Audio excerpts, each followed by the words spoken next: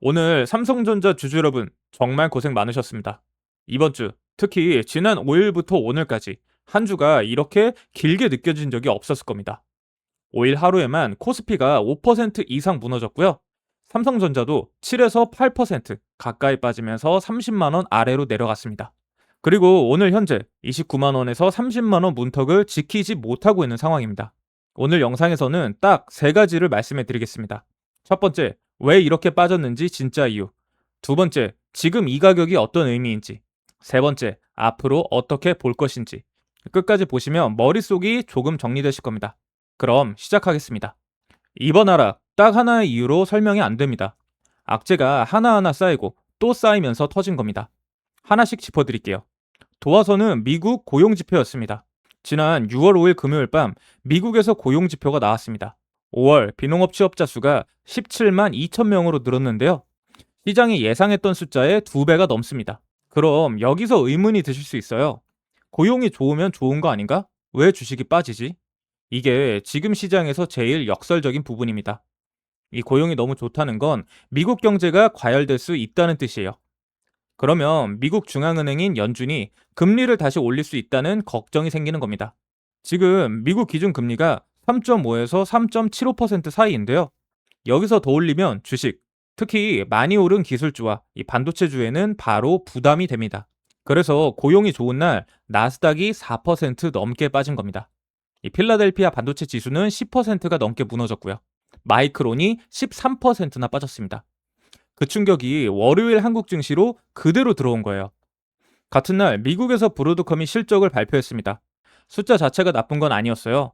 AI 매출도 잘 나왔고 외형적으로 나쁜 수치가 아니었습니다. 근데 시장이 원하는 건 숫자가 나쁘지 않은 게 아니었어요. 얼마나 더 좋아지느냐였습니다. 근데 가이던스 상향폭이 그 기대치에 못 미쳤습니다. 그러니까 실제로 나쁜 게 아닌데도 실망 매물이 쏟아진 거예요. 이게 삼성전자랑 무슨 상관이냐고 하실 수가 있는데요. 지금 시장에서 삼성전자는 그냥 스마트폰 회사가 아닙니다. AI 반도체 기대를 같이 받고 있는 종목이에요. 그러니까 미국에서 AI 기대감이 흔들리면 삼성전자도 같이 흔들린다는 겁니다. 이건 좀 더 직접적인 이야기입니다.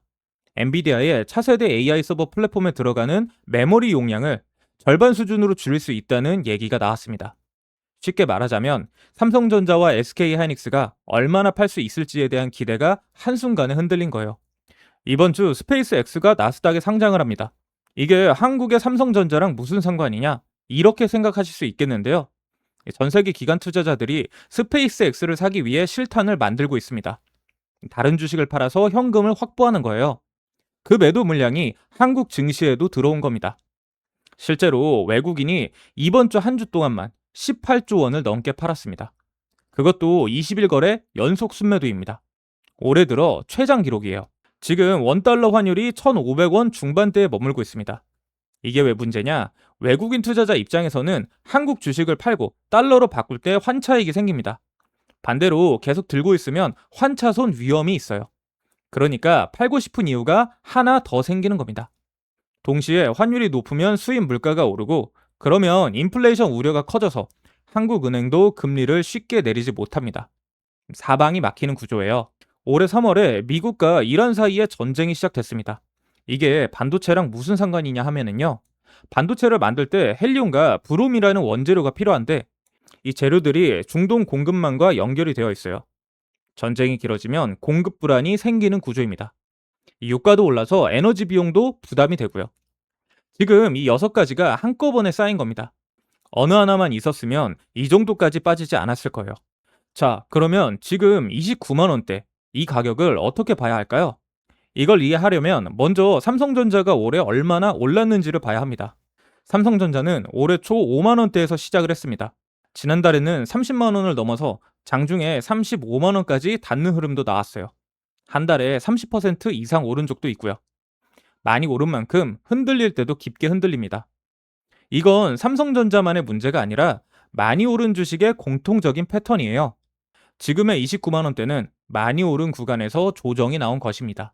주가가 망가진 게 아니에요. 근데 이게 조정으로 끝날지 더 큰 하락의 시작인지는 지금 당장 단정 짓기가 어렵습니다. 왜냐하면 확인해야 할 것들이 아직 남아 있거든요. 앞으로 몇 가지를 순서대로 확인하셔야 됩니다. 일단 첫 번째, 30만 원을 다시 올라타는지 봐야 합니다. 30만 원. 이건 단순한 숫자가 아닙니다.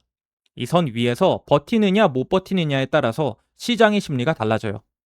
지금 29만 원대에서 눌리고 있다는 건 아직 공포가 완전히 가시지 않았다는 뜻입니다. 30만 원 위로 올라와서 버텨주면 시장이 그래도 이 가격에서는 사겠다는 신호를 주는 겁니다. 반대로 29만 원대에서 힘없이 눌린다면 조정이 좀 더 이어질 수 있어요. 지금 30만 원을 기준으로 삼고 보세요. 두 번째, 6월 18일 연준 회의를 봐야 합니다. 딱 일주일 남았습니다. 미국 중앙은행인 연준이 회의를 하는 날입니다. 여기서 새 의장이 어떤 말을 하느냐가 핵심이에요. 고용이 좋으니까 금리를 올리겠다라고 하면 반도체와 기술주에 다시 한번 충격이 올 수 있습니다. 반대로 금리는 현 수준을 유지하겠다. 인플레이션 데이터를 좀 더 지켜보겠다는 식으로 나오면 시장은 안도의 반등을 할 수 있어요. 지금 공포의 절반은 금리 불안입니다. 6월 18일이 그 공포를 줄여주는 날이 될 수 있고 키우는 날이 될 수도 있어요. 자, 그 다음 세 번째, 외국인 매도가 줄어드는지 봐야 합니다. 지금 가장 큰 하방 압력 중 하나가 외국인 매도세입니다. 20일 거래 연속이에요. 이게 멈추지 않으면 주가가 위로 가기가 힘듭니다. 아무리 개인이 사도 외국인이 더 많이 팔면 올라가질 않거든요. 매도 규모가 줄기 시작하면 신호입니다. 완전히 멈출 필요도 없어요. 줄어들기 시작하면 분위기가 바뀌고 있다는 뜻이거든요. 자, 그 다음 네 번째, 삼성전자 2분기 실적입니다. 이번 달 말에서 7월 초 사이에 삼성전자가 2분기 실적을 발표합니다. 지금 증권사들의 컨센서스를 보면은 올해 영업이익이 150조 수준에 육박할 것이라는 전망도 나와 있습니다. HBM4 출하가 본격화되고 있고요. 메모리 가격도 올라가고 있고요. 이 파운드리도 조금씩 살아나고 있습니다. 실적이 이 기대치를 받쳐준다면 지금의 하락은 오히려 다음 반등의 기회가 될 수 있습니다. 근데 만약 실적이 기대치를 못 미치면 다시 한번 흔들릴 수 있어요. 그래서 실적 발표 전까지는 과도한 기대도, 과도한 공포도 금물입니다. 그럼 중장기로 보면 어떻게 될까요? 솔직하게 말씀해 드리겠습니다. 지금 빠졌다고 삼성전자 큰 흐름이 끝났다고 보기는 어렵습니다. 왜냐고요?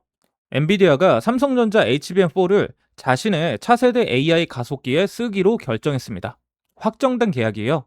거기다 HBM4보다 더 빠른 HBM4E, 이것도 삼성전자가 이미 개발해서 엔비디아가 그 다음 제품에 들어갈 것으로 예상이 되고 있어요. 글로벌 반도체 시장도 올해 9,700억 달러 수준으로 성장할 것으로 전망됩니다.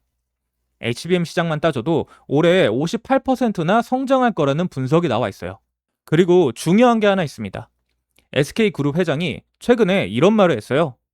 메모리칩 공급이 수요에 비해 20% 부족한 상태가 2030년까지 이어질 것이다. 이 말이 뭘 의미하냐면요. 삼성전자와 SK하이닉스는 앞으로도 만드는 족족 팔 수 있다는 겁니다. 그 가격 결정권이 메모리 업체 손에 달려 있다는 뜻이에요. 그러니까 지금의 하락은 AI 수요가 사라진 게 아닙니다. 기대가 너무 빨리, 너무 많이 올라간 데 따른 숨 고르기예요. 오르면서 반드시 한 번은 쉬어가야 합니다. 지금이 그 구간일 가능성이 굉장히 높고요. 그래서 이런 장세에서 감으로만 투자하면 무조건 당할 수밖에 없습니다. 자, 여기서 솔직하게 하나 여쭤볼게요. 삼성전자가 오랜만에 올랐다는 건 다들 아세요. HBM4가 좋다는 것도 아시고요. AI 수요가 크다는 것도 아십니다. 근데 정작 중요한 건 그게 아니에요. 올해 삼성전자에 남아있는 상승 재료가 구체적으로 뭔지, 그리고 기업 일정상 언제가 조심해야 하는 구간인지, 구간별 목표가는 어디까지 볼 수 있는지, 각 분기마다 어느 가격대에서 타점을 잡는 게 맞는지, 이걸 모르면 삼성전자가 올라도 내 계좌는 제자리인 일이 생깁니다. 지금처럼 변동성이 큰 장에서는 더더욱 그렇고요. 뉴스 보고 감으로 들어가면 고점 잡기 딱 좋아요. 올랐다고 따라 들어갔다가 흔들리면 바로 손절하고 결국 저점에서 쌌을 때를 놓치는 패턴. 아마 이 영상 보시는 분들 중에도 해당되시는 분들 굉장히 많으실 겁니다. 그래서 제가 이번에 삼성전자 목표가 자료집을 따로 정리했습니다. 올해 삼성전자에 남아있는 상승 재료는 어떤 게 있는지, 기업 스케줄에 따라 조심해야 되는 일정은 언제인지, 그리고 그 일정에 따른 구간별 목표가는 어디까지인지, 이 구체적인 분기별 타점들까지 전부 담아뒀습니다. 단순히 목표가 숫자만 나와 있는 게 아니에요. 이 종목을 같이 보면서 어느 타이밍에 어느 정도 비중을 두는 게 맞는지, 그 기준을 잡을 수 있도록 정리한 자료입니다. 중장기 투자하시는 분들 같은 경우에는 이 목표가 자료집을 참고해 주셔야 되고요. 참여 방법은 간단합니다. 영상 설명란 또는 고정 댓글에 있는 링크를 눌러주시고요. 구독자 체크하신 다음에 삼성전자 목표가 자료집 받기를 클릭하시면 됩니다. 그 다음 자료집 받을 연락처 작성하시고 맨 아래 제출 버튼까지 눌러주시면은 타점과 근거가 담긴 자료집을 바로 보내드리고 있습니다. 구독자 전용 자료고요. 100% 무료입니다. 여러분들 자료 받아서 도움 되셨으면 구독, 좋아요만 눌러주시면 됩니다. 자, 다시 오늘 삼성전자 이야기로 돌아오겠습니다. 앞으로 두 가지 흐름 중 하나로 갈 가능성이 굉장히 높습니다. 미리 두 가지 다 머릿속에 넣어주세요. 먼저 시나리오 첫 번째, 30만 원을 다시 회복하고 버티는 경우. 30만 원 위로 올라와서 버텨주고 외국인 매도가 줄어들고 반도체 장비나 후공정 쪽도 같이 살아난다면요. 이건 조정이 마무리되는 신호입니다. 지금 평단이 낮은 분들, 비중이 무리하지 않는 분들은 이 흐름을 보면서 차분하게 끌고 가셔도 됩니다. 굳이 급하게 던질 필요 없어요. 그리고 신규로 들어가고 싶으신 분들은요. 30만 원 위에서 버티는 걸 확인하고 그러고 나서 분할로 접근하세요. 그 다음 시나리오 두 번째, 29만 원대에서 계속 눌리는 경우.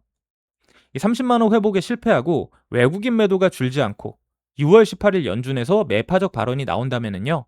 이 경우에는 이야기가 달라져요.